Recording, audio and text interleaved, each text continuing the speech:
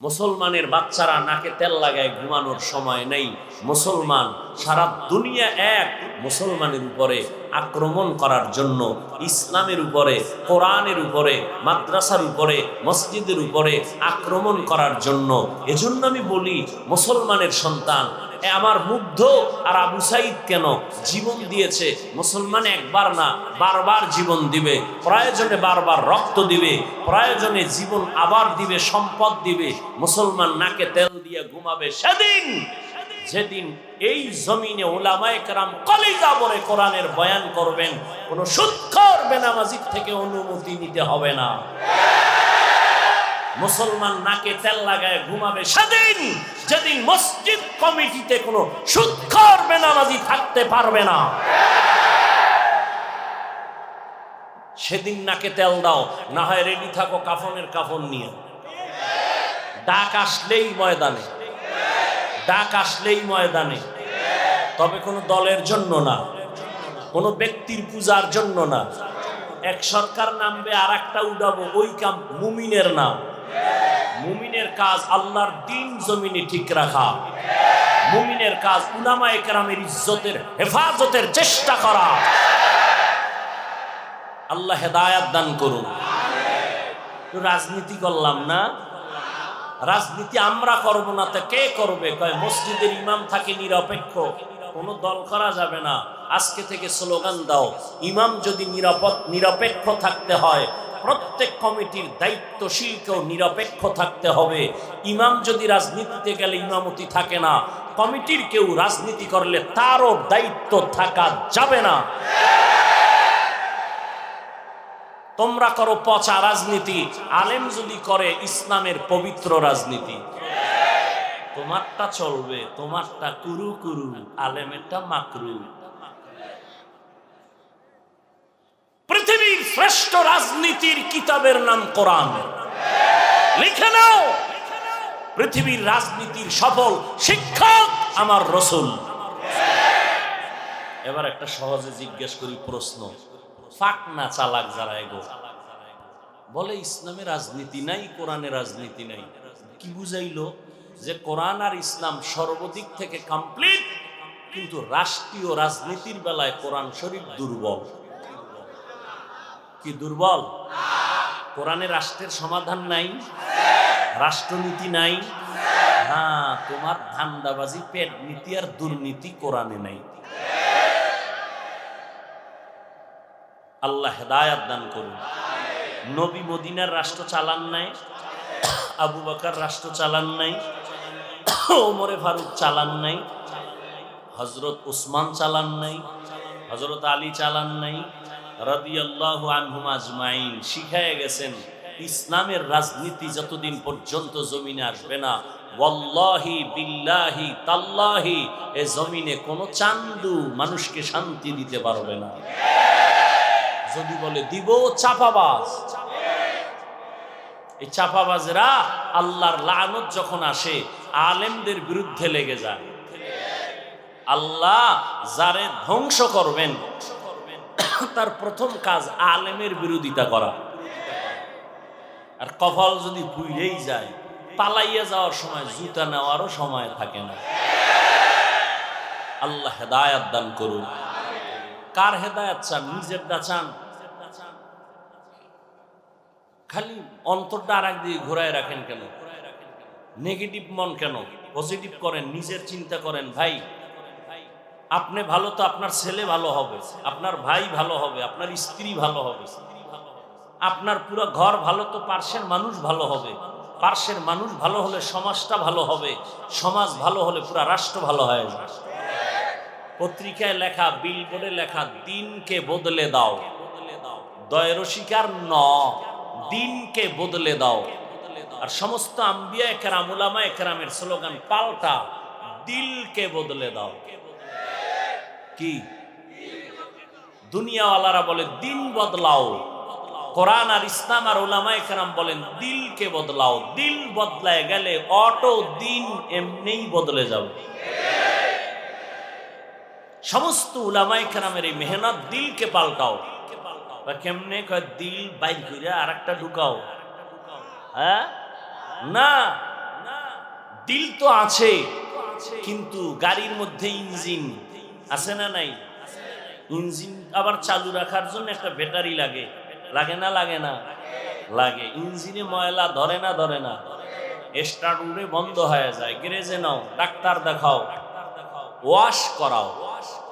মানুষের দিল একটা, এটার পরিবর্তন হবে না। কিন্তু দিলের মধ্যে ময়লা ঢুকে, কিবির, হাসাদ, রিয়া, অহংকার, এই ময়লা সাফ করার জন্য তুমি তাড়াতাড়ি উলামায়ে কেরামের হসপিটালে যাও। এরা ময়লা সাফ করে, দিল পাল্টায় না। ময়লা সাফ কইরা ওই ব্যাটারি আর ইঞ্জিনের যে একটা পাওয়ার আছে, এই পাওয়ারের নাম নফস। পাওয়ারের নাম নফসের উপরে মেহনত করেন। কদ আফলাহা মান তাযাক্কা, সফলতা অর্জন হয়ে গেছে যে তার আত্মাকে, যে তার কলবকে পরিশুদ্ধ করে ফেলল। নফসের রং পরিবর্তন করায়, মনে চায় খালি গুনাহ গুনাহ গুনাহ। এর উপরে যখন ওয়াশ করে উলামায়ে কেরাম, জিকিরের ওয়াশ, তেলাওয়াতের ওয়াশ, দরুদের ওয়াশ, তখন ময়লা আস্তে আস্তে দূর হয়। হইতে হইতে ওই নফস এখন ছিল আম্মারা, আস্তে আস্তে হচ্ছে লাওয়ামা। এক পর্যায়ে মেহনত করতে করতে, সাফ করতে করতে কলবের যেই আকৃতি, যেই রং মুতমাইন্না হয়ে যায়। আর মুতমাইন্না কলবওয়ালারা বিনা হিসাবে জান্নাতি।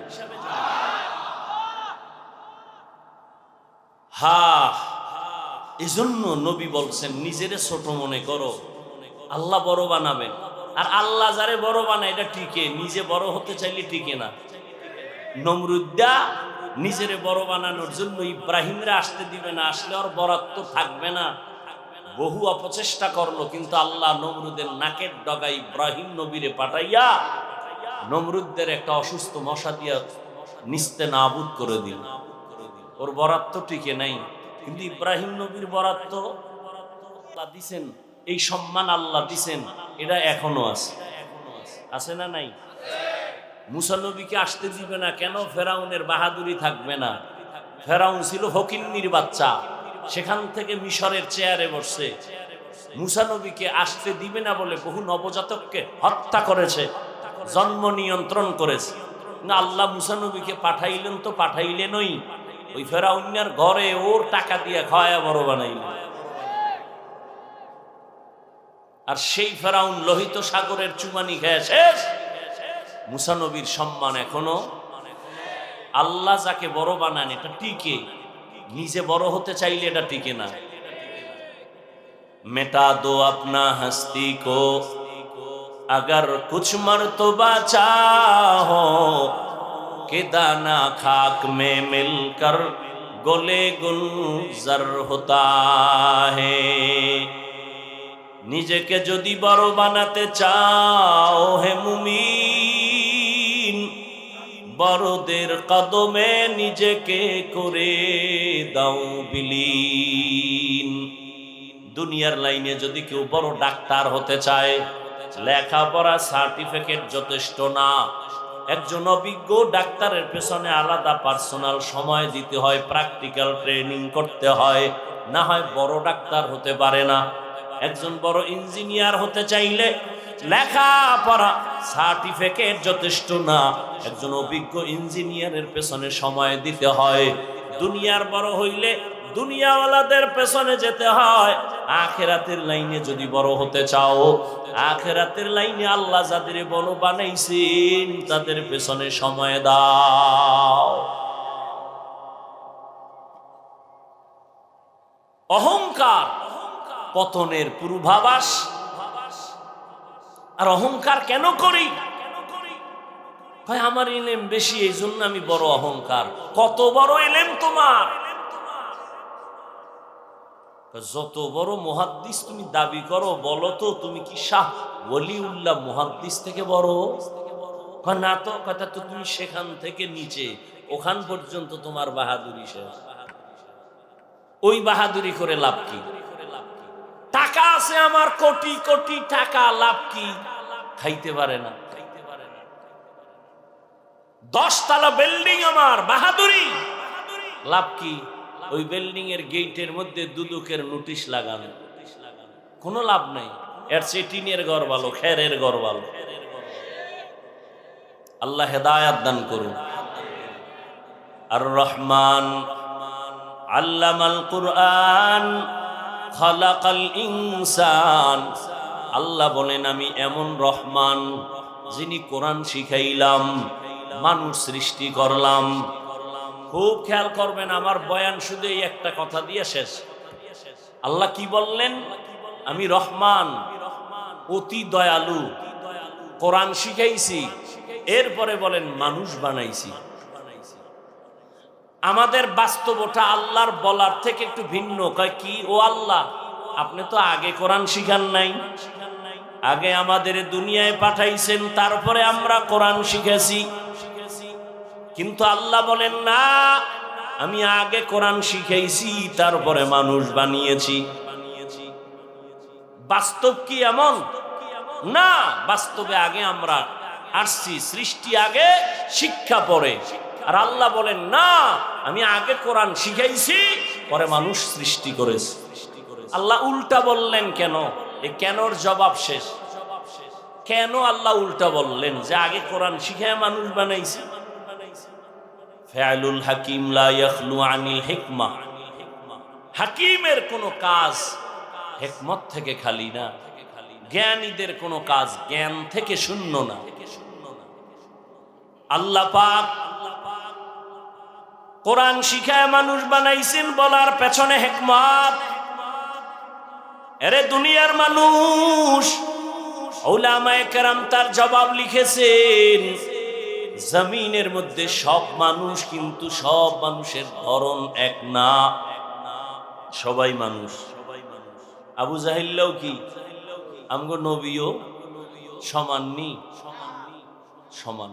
গর্বা সুরত আদমি ইনসাবুদে अहमद अबू जहलो हामेक साबुदे आदमीरा आदमीयत लाज़िमस औदेरा गर्बुना बशुद ही जमास।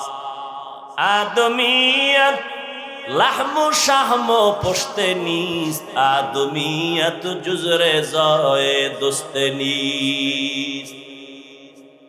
আকৃতি দেখতে কিন্তু এক, আমারও দুই হাত, আপনারও দুই হাত, আমারও দুই চোখ, আপনারও দুই চোখ, কিন্তু ব্যবধান আছে। ইহুদিরাও মানুষ, খ্রিস্টানও মানুষ। আদম আলাইহিস সালামের বংশে জন্মগ্রহণ করেছে মানুষ। আবার আমার পরিচিত আমার আব্বা জানের ঔরসে আমি জন্ম নিছি, আমার তিনি জন্মগত বাবা, আমি তার জন্মগত সন্তান মানুষ। আল্লাহর কাছে বংশগত পরিচয় মানুষ, আল্লাহর কাছে কোনো মূল্য নাই। সফলতা মানুষ পাবে না যদি আল্লাহর কাছে শুধু আদম নবীর বংশের পরিচয় দেয়। যদি সফল হতে পারে তো ইহুদিরাও সফল হবে, খ্রিস্টানেরাও হবে, সনাতন ধর্মের মানুষেরাও হবে, তা হবে না। এজন্য মুফাসসিরিনে কেরাম বলেন দুনিয়াতে মানুষ আছে কোয়ালিটি অনেক। একদল মানুষ বংশগত মানুষ, একদল মানুষ জন্মগত মানুষ, আর একদল মানুষ আছে একমাত্র গুণের মানুষ। কিসের মানুষ? আল্লাহর কাছে একমাত্র শুধুমাত্র কেবলমাত্র গুণের মানুষেরাই সফলতা পাবে, নাজাত পাবে, মুক্তি পাবে। বংশগত মানুষ হলে হবে না, জন্মগত মানুষ না, একমাত্র গুণের মানুষ হলে আল্লাহর কাছে মুক্তি পাবে, জান্নাত পাবে। দুনিয়াও তাদের সফল, আখিরাতও তাদের সফল। কোন মানুষ? কথা কয় না। ঢাকা চিড়িয়াখানায় আছে বন মানুষ, ওটাও মানুষ। বুঝেন নাই? মানুষে মানুষে ব্যবধান। মিস্টার ডারউইন সে বলছে মানুষ বানর থেকে আসছে। কতটা মাথা নষ্ট! আল্লাহর দরবারে একমাত্র গুণের মানুষের বড় দাম। বংশগত মানুষের পরিচয়ে নাজাত পাওয়া যাবে না। এবার বুঝা দরকার গুণের মানুষ কেমনে হওয়া যাবে। মায়ের গর্ভ থেকে মানুষ গুণের হয়ে আসে না।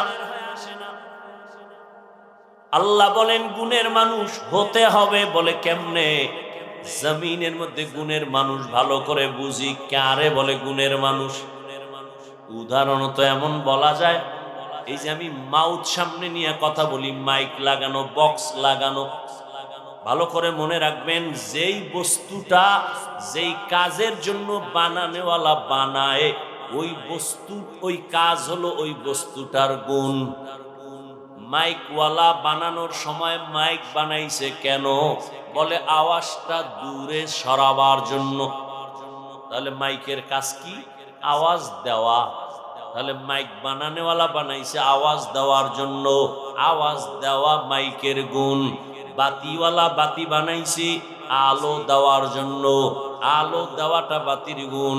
পাখাওয়ালা পাখা বানাইছে বাতাস দেওয়ার জন্য, বাতাস দেওয়া পাখার গুণ।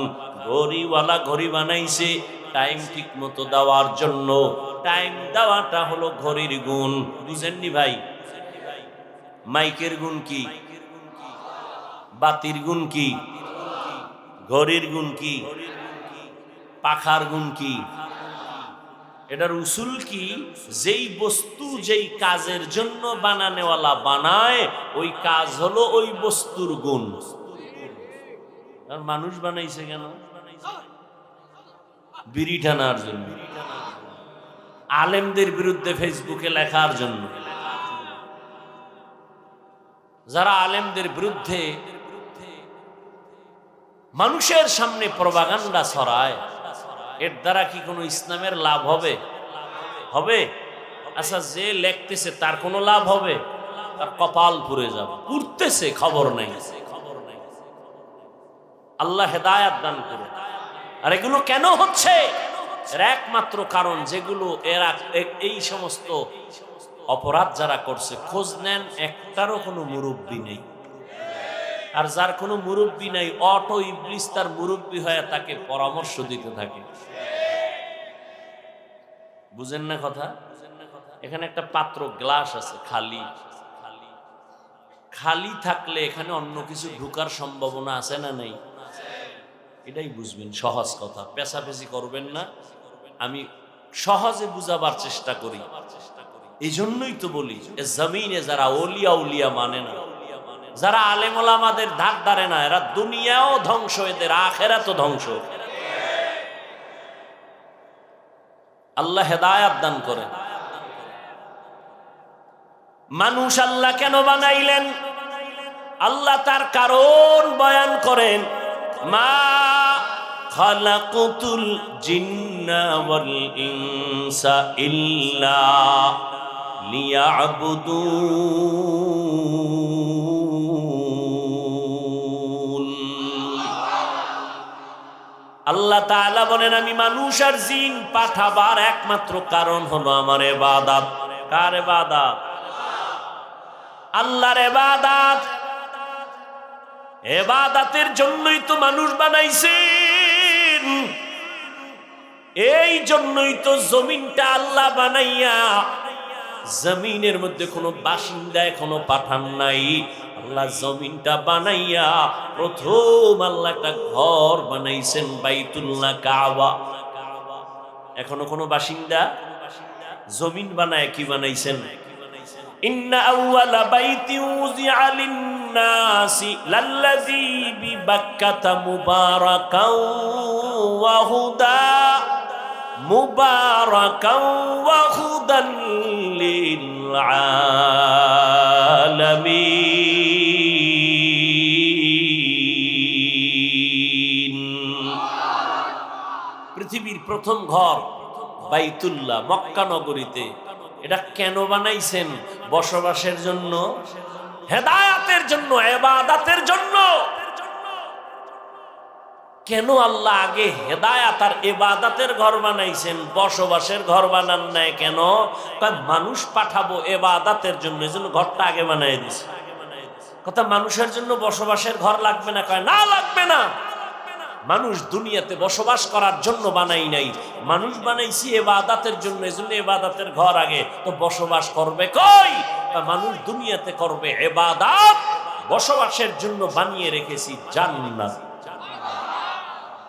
আতিনা ফি দারে দুনিয়া না হাসান, আতিনা ফি দারে উকবা না হাসান, ইয়া গিয়াসাল মুস্তাগীসিন আহদিনা লাফতিখারা বিল উলুমে वल गिना, हर गोरी देने को तू तैयार है, जो न मांगे उससे तू बेजार है। মানুষ বানাইছেন কেন? সবাই বলেন। ইবাদত কারে কয়? সারা রাত মসজিদে বসে নামাজ পড়ো আর তাসবিহ টানো, দিনের বেলা রোজা রাখো আর জিহাদ করো। এরে মুমিন, ভালো করে বুঝো, দুনিয়াতে আসার থেকে মৃত্যু পর্যন্ত তুমি যা করবা সব তোমার ইবাদত। তুমি খানা খাইবা ইবাদত, তুমি ঘুমাবা ইবাদত, তুমি কান্না করো ইবাদত, হাসি দিবা ইবাদত, বাথরুমে যাইবা ইবাদত, বাজারে যাও ইবাদত। মক্কার মুশরিকরা কয় মুহাম্মদ কেমন নবী আবার বাজারে যায়? না, বাজারে যাওয়াও ইবাদত, ঘুমানো ইবাদত, নামাজ পড়া ইবাদত, ব্যবসা করা ইবাদত, ডাক্তার হও ইবাদত, ইঞ্জিনিয়ারিং পড়বা ইবাদত। তবে মন মতো না, দুইটা শর্তের বিনিময়ে। এক নাম্বার শর্ত রেজা বিল কাজা, দুই নাম্বার শর্ত তরিকায়ে রাসূল। আমি যা করব, যা বলবো সব আমার আল্লাহর সন্তুষ্টির জন্য। আমি যা করব, যা বলবো সব হবে মদিনাওয়ালা নবীর তরিকায়। নবীজির আদর্শ মানিয়া তুমি খানা খাও ইবাদত, নবীর আদর্শে বাথরুমে যাও ইবাদত, নবীর তরিকা মেনে তুমি ঘুমাইও ইবাদত, নবীজির তরিকায় তুমি হাসবা ইবাদত, নবীর তরিকায় তুমি কান্না করবা তাও ইবাদত, নবীর তরিকায় তুমি নামাজ পড়ো ইবাদত, নবীর তরিকায় নামাজ পড়বা না তাও ইবাদত। নামাজ পড়া ইবাদত, নামাজ না পড়াও ইবাদত। বেনামাজিরা এটা শুনছেনি? তবে এই হুজুর দরকার, জীবন একটা নতুন ফতুয়া পাইলাম যে নামাজ না পড়াও ইবাদত। এবার কানে তুলা দিয়া কইবে যে আর ওয়াজি দরকার নেই, এটা লই বাড়িল। জিন্দেগি মে বন্দগি তু কর নাহি,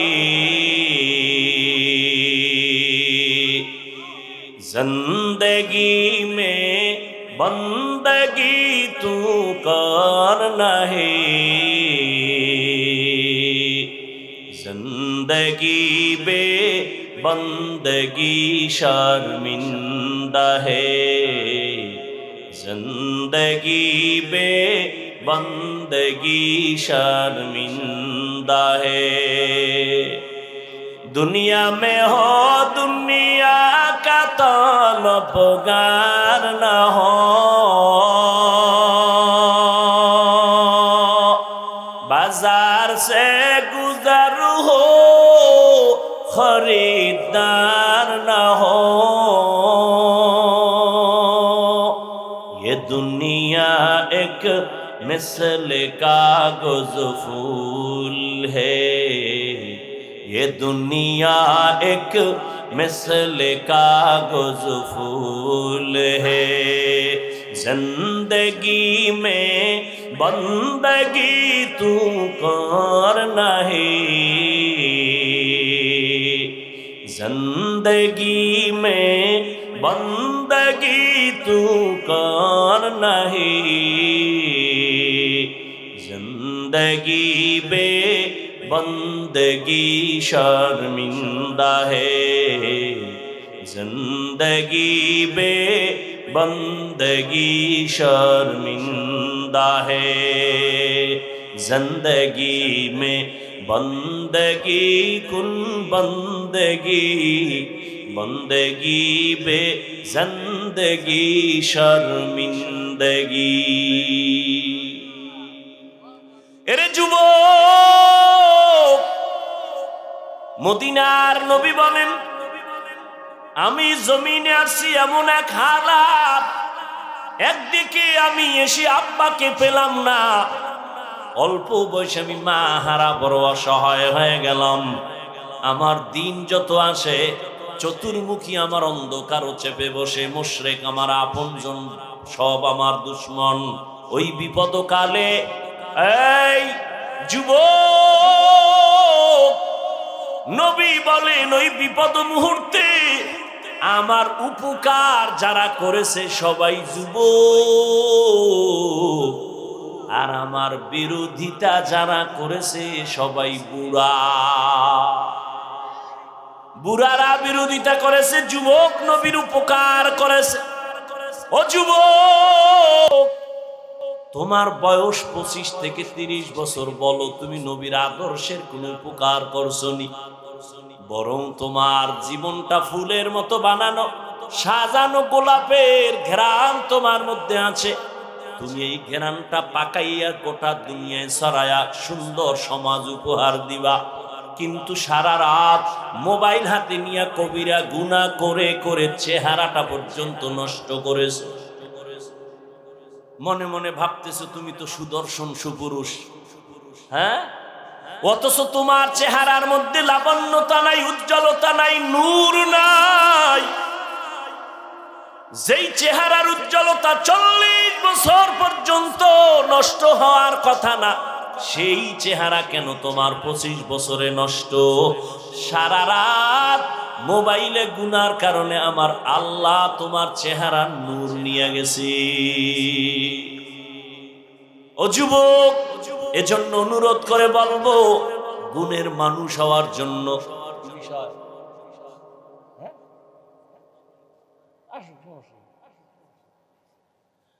ভাইরা আমার নিয়ে আসো, নিও তাড়াতাড়ি। আমি 5 মিনিটও ওয়াজ করতে পারি, 20 মিনিটও পারি। চরমনের মাঠে সময় দিয়েছে 20 মিনিট, 19 মিনিটে ছেড়ে দিয়েছে, কোনো টেনশন নাই। ভাইরা আমার, আমার কোনো পুঁজি নেই, মুরব্বীদের দোয়া, জীবনে কোনো বেয়াদবি করি নাই কারোর সাথে, এটা আমার বড় একটা পুঁজি আমি মনে করি, আমার বড় পুঁজি। লিকুল্লি শাইইন জিনাতুন ফিল ওয়ারা ওয়া জিনাতুল মারই তামামিল আদাবি, আজ খোদা খা হিমে তৌফিক আদব, বে আদব মাহরুমে গাশত আজ ফজলে রা। গুণের মানুষ হতে হলে কি লাগবে?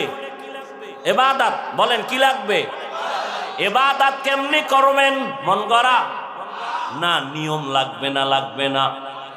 কার তরিকায়? নবীর তরিকায়। কিন্তু নবীর তরিকা জানেন না।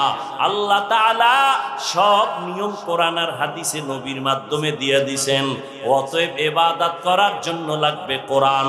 কোরআন শিখিয়া ইবাদত করো তো তুমি গুণের মানুষ, আর গুণের মানুষ বিনা হিসাবে জান্নাত পাবে।